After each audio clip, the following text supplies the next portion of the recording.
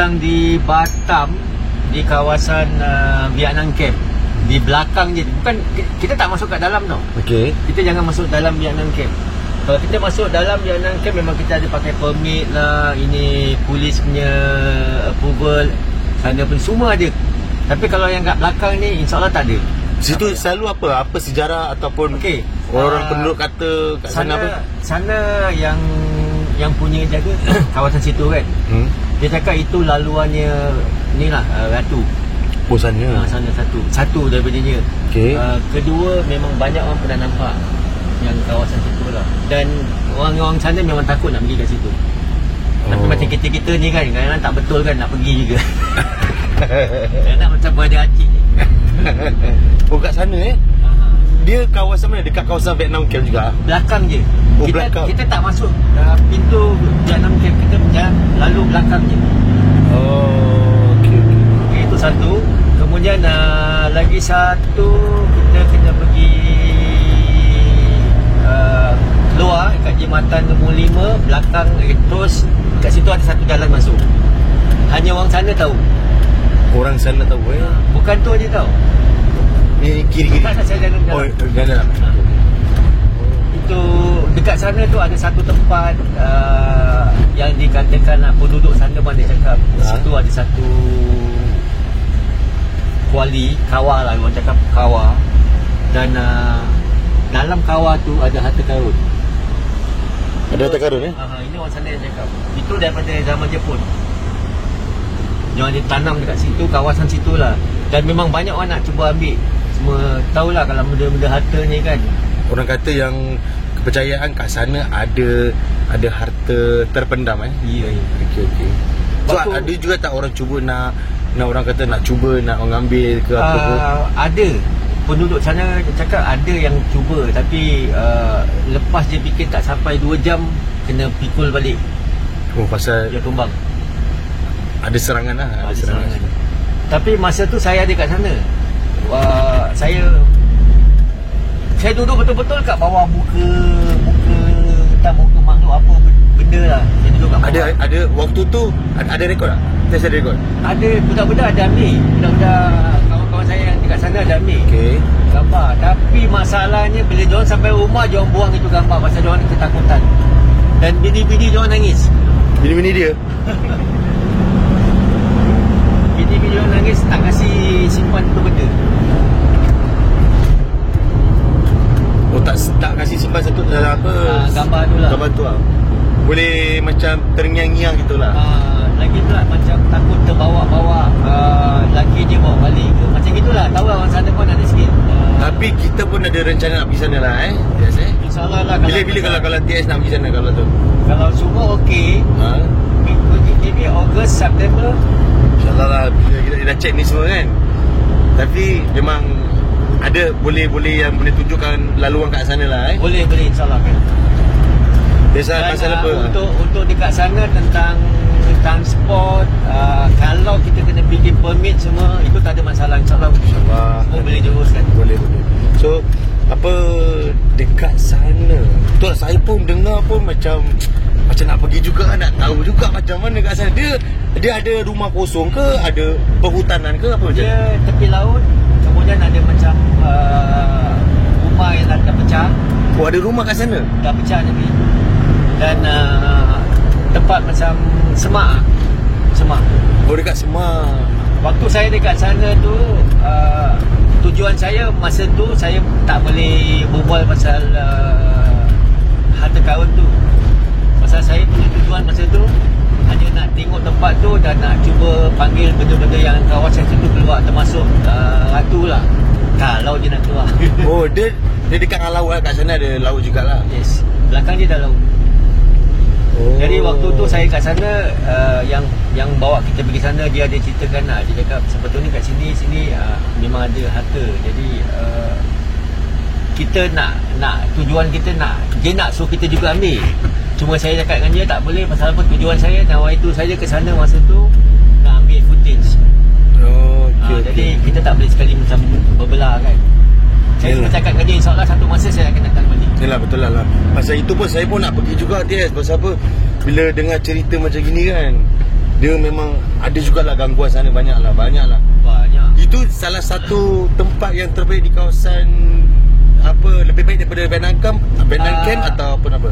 Yang penjaga Vietnam Camp tu, yang penjaga pintu, waktu malam ada satu guard jaga kat luar sekali. Okey. Tukang buka pintu. Dia yang cakap sebetulnya dalam Vietnam Camp ni sampai di belakang tu lagi lebih baik. Belakang dia. So kita masuk laluan pintu Vietnam Camp ke, atau kita pergi terus dari belakang? Daripada luar. Daripada jalan besar. Dia cakap belakang lagi real lagi. Kita jalan besar, kemudian ada satu simpang kat situ yang nak masuk.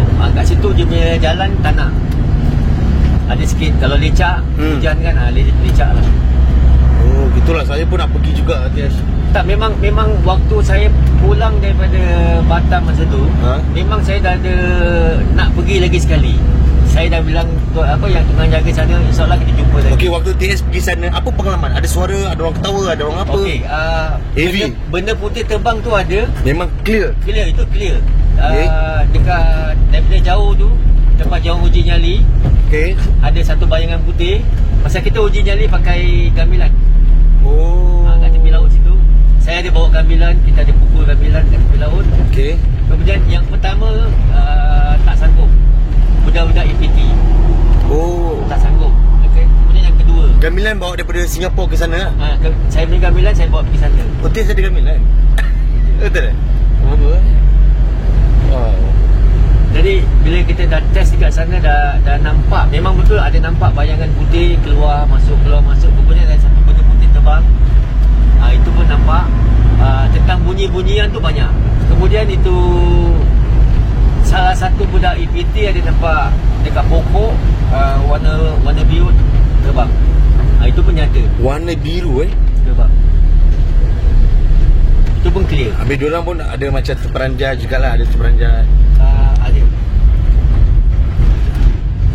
Tapi waktu kita di Vietnam Camp, malam pertama kita di Vietnam Camp, yang itu satu tapak je dapat. Kalau tidak, dapat kain putih. Kain putih? Oh, kain putih Acik pun nak pergi sekali Acik pernah pergi dulu lah, tahun 2008. Oh, you ada pengalaman juga kat sana? Dekat ni lah, Vietnam Pulang-Kelang. Oh, habis macam mana kat sana? Waktu tu dengan siapa? Waktu tu Acik dengan siapa? Waktu tu dengan tim masa dulu. Yang dulu lah. Okey. So pengalaman dekat sana, kawasan sana? Okey, pengalaman di sana, ini adalah salah satu daripada thermal consultant kita pun walaupun berbeza aliran, tetapi kita alhamdulillah lah kita dapat muafakat, orang kata berbeza spesies. Walaupun berbeza spesies. Okey. Pengalaman kat sana, masa kita nak pergi dulu masa nak pergi, kita ada singgah jugalah di mana dekat the local punya kedai-kedai. Kita berbual dengan orang, kita ambil some history research sikit lah. So orang-orang lokal diorang sendiri cakap tempat tu memang salah satu tempat yang keras di dalam daerah itulah. And then sampai diorang cakap betul, macam example for India, diorang punya telur lah, diorang cakap betul sih dalam sana gila tu. Oh, itu dia punya telur lah. Itu kita tak punya telur, tapi diorang berbual gitu macam ala macam India own kira style lah. Dia punya own style lah. Gila gitu. Tak, memang betul.